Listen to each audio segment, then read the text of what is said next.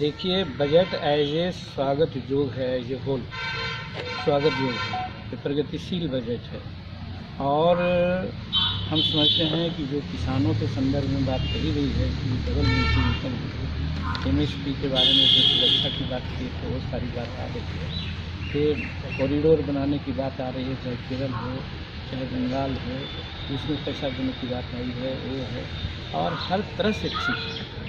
लेकिन हम अपने कंटेक्स्ट में इसमें एक चीज़ देख रहे हैं कि बहुत सी बातों को, बहुत से सेक्टर्स को प्राइवेट सेक्टर में लाने की बात की गई।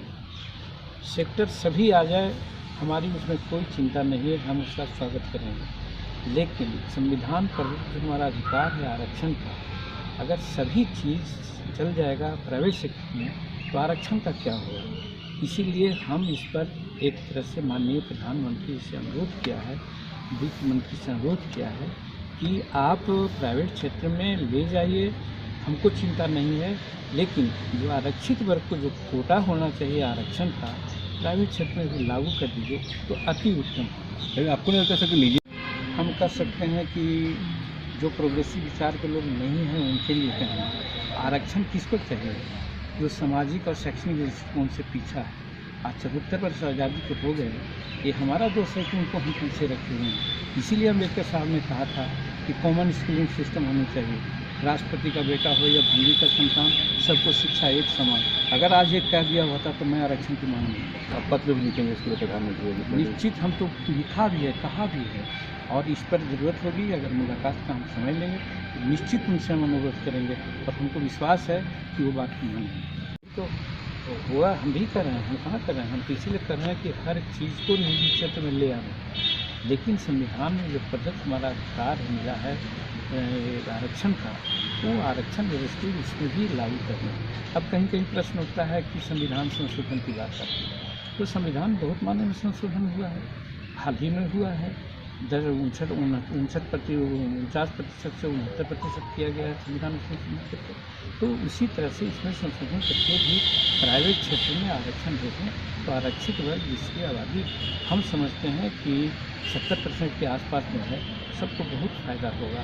तो इसीलिए हम इन लोगों से मांग करते हैं कि आप ही कर सकते हैं, भरोसा भी है ये कर सकते हैं, लेकिन शायद इंडिकेट किसी ने नहीं किया हो। तो इस माने में हम उनको इंगित कर रहे हैं कि आपका बजट ये एकदम प्रोग्रेसिव बजट है, हर तरह से देश को आगे ले जाएगा।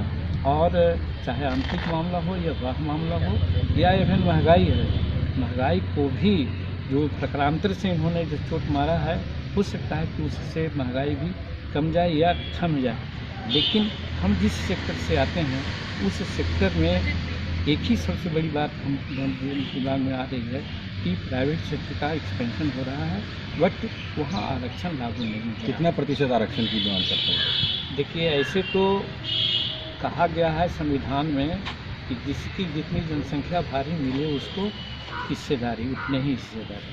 तो आज हमारे जो फॉरवर्ड जाति कहे जाने वाले हैं उनकी आबादी माना जाता है कि 15% है, तो आपने 10% उनको आरक्षण दिया, स्वागत जो है हम भी मांग करते थे। तो आज अगर हमारी आबादी 70% है तो कम से कम हमको भी तो 60% या 50% आरक्षण दीजिए, ये बात है। तो आपको लगता है उस रेलवे ये सबको निजीकरण करने का फैसला किया गया है, केंद्र सरकार की तरफ से बजट पेश किया है, कितना इत्तेफाक, कितना ताल्लुक? देखिए, प्राइवेटाइजेशन की जो नीति गवर्नमेंट ऑफ इंडिया की है उसका हम विरोध नहीं करते हैं। जिससे देश का भला हो, समाज का भला हो, वो काम होना चाहिए। लेकिन schedule caste, schedule tribes, OBC वगैरह के लिए जो कॉन्स्टिट्यूशन का मेन थीम था जिसकी जितनी जनसंख्या भारी मिले उसको उतनी हिस्सेदारी, तो हिस्सेदारी की हम मांग करते हैं। अब अभी प्राइवेट सेक्टर में आरक्षण नहीं है, तो इसका मतलब है कि लोग कहेंगे कि जो योग्य है वो प्राइवेट में जाएगा, तो प्राइवेट में जो रिजर्वेशन क्षेत्र के लोग हैं एक योग्य नहीं मिलेगा। अब देखा जाता है प्राय यही। इसीलिए हम इस बजट को स्वागत करते हैं, प्रगतिशील बजट है, देश का विकास होगा। आप ठीक है कहा, तो स्वास्थ्य क्षेत्रों में साहब 127% बढ़ोतरी हुई है, और उसके अलावा और बहुत सही हमें काम किया। किसानों की आमदनी दुगनी करने का टारगेट किया गया है, MSP बढ़ाने की बात की गई है। ये सारा स्वागत योग्य है, इससे देश बढ़ेगा।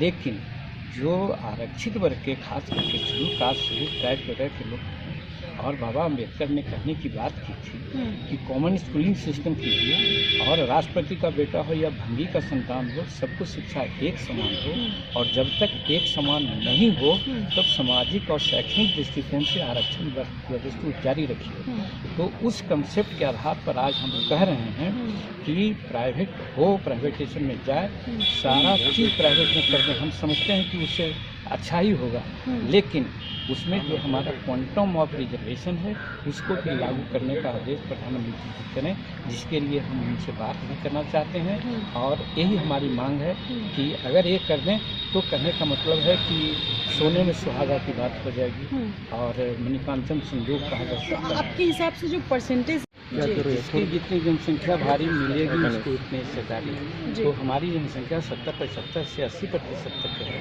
उतनी भागीदारी तो मिल नहीं रही थी, लेकिन उसके बावजूद भी जो भागीदारी हमारी मिल रही है उतना तो कम से कम निजी क्षेत्र में मिल जाए। यानी शेड्यूल कास्ट के लिए 16%, शेड्यूल ट्राइब्स के लिए 8%, अति पिछड़ा रेशल के लिए 27%, ये तो कम से कम मिल जाना चाहिए। इतने पर हम लोग संतोष करेंगे, लेकिन निजी क्षेत्र में इसका कोई प्रोविज़न नहीं है, और ऐसा न होने से कम से कम शेड्यूल कास्ट और शेड्यूल ट्राइब्स और EBFP पिछड़ा को तो बहुत गहरा आघात लगेगा। इससे अपना आवाज़ चल रहे हैं 75